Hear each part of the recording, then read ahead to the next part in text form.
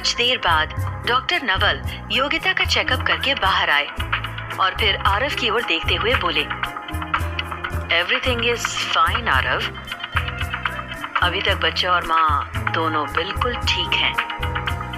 Thank you Naval. Aarav ने बड़े ध्यान से नवल की आंखों में देखते हुए जवाब दिया। वो अपनी नजरों से कुछ और ही कहने की कोशिश कर रहा था, जो शायद अभी सिर्फ डॉक्टर नवल ही समझ रहे थे। योगिता का चेकअप करवाने के बाद आरव योगिता को लेकर वापस घर के लिए निकल गया। योगिता की खुशी उसके चेहरे पर साफ जाहिर हो रही थी, जबकि आरव के चेहरे पर इस वक्त तनाव की कुछ लकीरें दिख रही थी। आरव ने योगिता को घर ले जाकर छोड़ दिया और फिर खुद ऑफिस के लिए निकलने लगा। उसने अपनी गाड़ी घुमाते हुए तुरंत अपना फोन निकालकर डॉक्टर नवल के पास कॉल कर दिया। Hello doctor Naval. आरव ने थोड़ा सीरियस होते हुए सवाल किया, काम हुआ? हाँ हो गया है, बहुत जल्दी आपको रिपोर्ट दे दूंगा। नवल ने आरव को बताया। अब जाकर आरव ने थोड़ी राहत भरी सांस ली। आरव थोड़ी ही देर में ऑफिस पहुंचने वाला था, लेकिन तभी उसको ख्याल आया कि आज रागिनी ऑफिस नहीं आई थी। फिर से आरव के मन में पिछली रात वाली घटना घूम उठी। रागिनी का ख्याल आते ही आरव ने गाड़ी को वापस रागिनी के फ्लैट की तरफ घुमा लिया। गाड़ी को पार्किंग में लगाकर आरव लिफ्ट लेते हुए सीधे रागिनी के फ्लैट पर पहुंच गया। फ्लैट का डोर खुला हुआ था। ये देखकर आरव थोड़ा चौंक गया। रागिनी, रागिनी, लेकिन वहां कोई भी नजर नहीं आ रहा था। कहाँ चली गई है? एक बार फिर से आरव की टेंशन बढ़ने लगी थी। घर का दरवाजा खुला हुआ है और रागिनी कहीं दिखाई नहीं दे रही। आरव परेशान होकर इधर उधर भागने लगा। वो घर के हर एक कोने को चेक करने लगा। तभी उसे बाथरूम में पानी गिरने की आवाज सुनाई दी।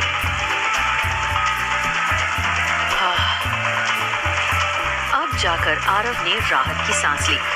रागिनी बाथरूम के अंदर थी। आरव गहरी सांस छोड़ता हुआ बेड पर ही बैठ गया। वो रागिनी के बाहर आने का वेट करने लगा। कुछ देर बाद रागिनी नहाकर बाथरूम से बाहर निकली। उसने अपने शरीर पर सिर्फ टॉवेल लपेटा हुआ था। जैसे ही वो बाहर निकली और उसने सामने आरव को देखा, तो वो तुरंत ही घबराकर खुद को टॉवेल में समेटने लगी। अचानक आरव को देखकर वो काफी ज्यादा घबरा गई। I am sorry. आरव तुरंत उठकर अपना मुंह दूसरी तरफ पलटकर खड़ा हो गया। कम से कम दरवाजा तो लगा लेती रागिनी। सॉरी, मैं भूल गई थी। रागिनी जल्दी से पास ही में बने ड्रेसिंग टेबल के पास पहुंची, जबकि आरव सामने जाकर दरवाजा लगाने लगा। आप इस वक्त यहाँ? कुछ काम था क्या? रागिनी झट से अपना टॉवेल हटाकर अपने कपड़े पहनने लगी।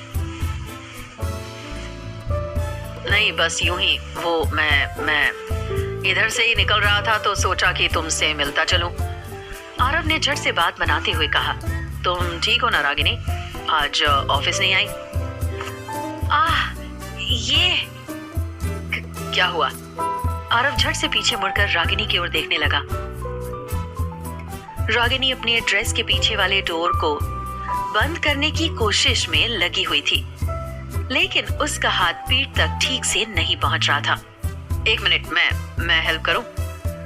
रागिनी को यूं परेशान देखकर आरव ने बेहद सकुचाते हुए उससे सवाल किया। रागिनी ने भी बिना कुछ कहे अपना सिर हाँ में हिला दिया। आरव धीरे धीरे चलते हुए रागिनी के करीब पहुंचा और फिर उसके पीछे खड़े होकर रागिनी के सूट की डोर को पकड़ लिया। आरव का हाथ जैसे ही रागिनी के पीठ से टच हुआ, वो सिहर उठी। धड़कन रेलगाड़ी की तरह तेज हो गई और शरीर में मानो किसी ने करंट दौड़ा दिया हो। आरव ने बड़े आराम से रागिनी के सूट की डोर को बांध दिया और फिर उसने अपना हाथ आगे बढ़ाते हुए रागिनी के बालों को पीछे की तरफ कर दिया। इस दौरान रागिनी ने अपनी आंखें बंद कर ली थी। उसकी सांसें काफी तेज हो उठी थी, जिसे आरव भी आसानी से महसूस कर रहा था। उसने अब रागिनी के कंधे पर हाथ रखकर सामने आईने में उसकी और अपनी शक्ल देखते हुए सवाल किया, तुम ठीक हो? रागिनी ने बिना अपनी नजरें उठाए ही सिर हिला दिया। आरव कुछ सेकंड यूं ही खुद को और रागिनी को आईने में देखता रहा। वो शायद इस इंतजार में था कि कब रागिनी अपनी नजरें उठाकर उससे नजरें मिलाएगी, लेकिन रागिनी की इतनी हिम्मत ही नहीं थी कि वो अपनी पलकें उठाकर आरव की आंखों में देख सके। आरव को खुद के इतना करीब पाकर रागिनी खुद को संभाल ही नहीं पा रही थी। उसे अजीब सी घबराहट हो रही थी।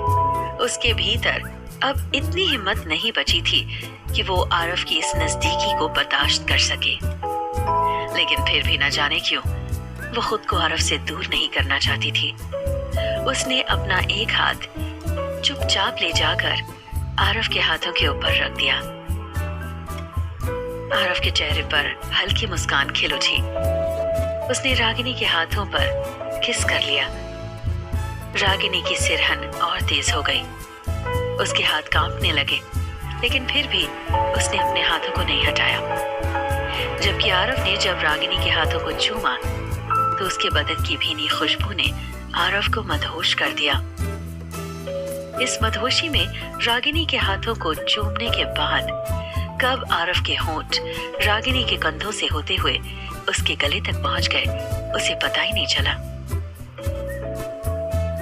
रागिनी ने भी अपने होश खोकर खुद को पूरी तरह से आरव के हवाले कर दिया था। वो आरव की तरफ मुड़कर उसके सीने पर अपना सिर रखकर शर्म के मारे खुद को छुपाने लगी। आरव ने रागिनी का चेहरा ऊपर उठाया और अब वो उसके होंठों की तरफ बढ़ने लगा। अभी आरव अपने होंठ रागिनी के होंठों पर रखने ही वाला था कि तभी वो ठहर गया। उसने खुद को रागिनी से पीछे खींच लिया। उसे ऐसा फील हो रहा था जैसे वो रागिनी के साथ कुछ गलत करने जा रहा हो, इसलिए उसने खुद को रोक लिया। आई एम सॉरी रागिनी, मैं चलता हूँ। आरव ने अपना मुंह दूसरी तरफ फेरते हुए कहा और फिर वो तेजी से वहां से बाहर निकलने लगा। तभी रागिनी पीछे से बोली, आरव जी, आज आंख जरा देर से खुली। सॉरी, मैं कल से ठीक समय से ऑफिस पहुंच जाया करूंगी। आरव एक पल के लिए रुका और रागिनी की बात सुनते ही अपना सर हाँ में हिलाकर वहां से चला गया। आरव के जाते ही रागिनी चुपचाप बेड पर बैठ गई। हालांकि उसकी धड़कनें अभी भी रेलगाड़ी की तरह भाग रही थी और लंबी लंबी सांसें खींचते हुए वो खुद को नॉर्मल करने की कोशिश में लगी हुई थी। रागिनी के फ्लैट से निकलकर आरव सीधे ही अपनी गाड़ी में जाकर बैठ गया। अभी भी वो रागिनी की उस करीबी को और उसकी बदन की खुशबू को महसूस कर रहा था। वो खुद में बड़बड़ाया, रागिनी के पास जाकर ये क्या हो जाता है मुझे। न जाने कितनी लड़कियां आई जिंदगी में, लेकिन किसी के लिए भी मैंने इतनी बेताबी महसूस नहीं की। क्यों मैं उसे परेशान नहीं देख सकता? क्या यही प्यार? नहीं, वो सब बकवास है। यूं तो आरव के लिए किसी भी लड़की को अपने बिस्तर तक लाना उसके बाएं हाथ का खेल था, लेकिन रागिनी को लेकर वो ऐसा कुछ सोच ही नहीं पाता था। आरव बहुत कम उम्र से ही चकाचौंध वाली दुनिया में रहने का आदी हो चुका था। ऐसे में रागिनी की सादगी कहीं न कहीं उसे लुभाने लगी थी। रागिनी सबसे अलग थी। शहर की रंग बिरंगी लाइटों में वो किसी शांत सी मोमबत्ती जैसी थी, जो बिना किसी द्वेष के और बिना किसी चाह के अपने काम में लगी हुई है। रागिनी के बारे में सोचते हुए ही वो ऑफिस के लिए निकल पड़ा। आरव अभी ऑफिस के करीब वाले ट्रैफिक सिग्नल पर ही पहुंचा था। वहां का सिग्नल रेड हो गया और आरव ने अपनी गाड़ी रोक दी। उसकी गाड़ी रुकी ही थी कि उसके ठीक बगल में एक और कार आकर खड़ी हो गई। आरव की नजर जब उस कार पर पड़ी तो उसने देखा कि उसमें सूरज बघेल बैठा हुआ था। आरव शॉक्ड होकर उसकी ओर देखने लगा। उसने ध्यान से देखा तो पता चला कि सूरज के बगल में विकी भी बैठा हुआ था। दोनों आपस में काफी हंस हंस कर बात किए जा रहे थे। अभी तक आरव को ये नहीं पता था कि सूरज बघेल जेल से बाहर आ चुका है, लेकिन इस वक्त उसे ज्यादा हैरानी सूरज और विकी को एक साथ देखकर हो रही थी। आरव को समझ में नहीं आ रहा था कि आखिर सूरज और विकी की दोस्ती कैसे और कब हुई, और वो दोनों एक दूसरे के इतने गहरे दोस्त कब बन बैठे। अब तक सिग्नल रेड से ग्रीन हो चुका था और उसके साथ ही गाड़ियों का शोर गूंजने लगा। आरव ने तेजी से गाड़ी को आगे बढ़ा दिया और ऑफिस की तरफ बढ़ गया। ऑफिस पहुंचकर आरव अपने काम में बिजी हो गया। थोड़ी देर बाद उसके कैबिन में भरत अंकल कोई फाइल लेकर पहुंचे। जब उन्होंने आरव को काम में काफी व्यस्त देखा तो फिर वो कैबिन के दरवाजे के पास ही रुक गए और फिर डोर पर हल्का सा नॉक करते हुए बोल उठे, मे आई कम इन सर? हाँ, आप क्या कर रहे हैं अंकल? प्लीज आइए। आरव ने थोड़ा एम्बैरेस होते हुए जवाब दिया। आरव का रिएक्शन देखकर भरत अंकल भी हंस पड़े। ये फाइल में सक्सेना वाली डील के पेपर्स हैं, उन पर साइन करना है। भरत अंकल ने आरव के सामने फाइल सरका दी और फिर बड़े आराम से उसके सामने चेयर पर बैठ गए और फिर आरव की ओर देखते हुए पूछने लगे, रागिनी कैसी है? वो ठीक तो है? आज ऑफिस नहीं आई?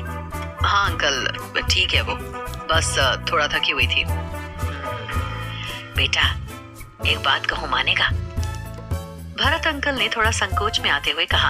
हाँ अंकल कहिए, क्या बात है? बेटा, मुझे ये लड़की बहुत ठीक लगती है। तुम मुझसे। अभी भरत अंकल अपनी बात पूरी खत्म कर पाते उससे पहले ही आरव का फोन वाइब्रेट होने लगा और भरत अंकल ने अपनी बात बीच में ही रोक दी। आरव ने स्क्रीन पर देखा तो डॉक्टर नवल की कॉल आ रही थी। हाँ डॉक्टर नवल, बताइए। फोन के दूसरी तरफ से डॉक्टर नवल ने कुछ कहा जिसे सुनकर आरव चौंक उठा। क्या? सच में? आरव अपनी जगह पर उठकर खड़ा हो गया। वो हैरत में जरूर था, लेकिन इस वक्त उसके चेहरे पर गुस्से के साथ साथ खुशी की लकीर भी दिख रही थी।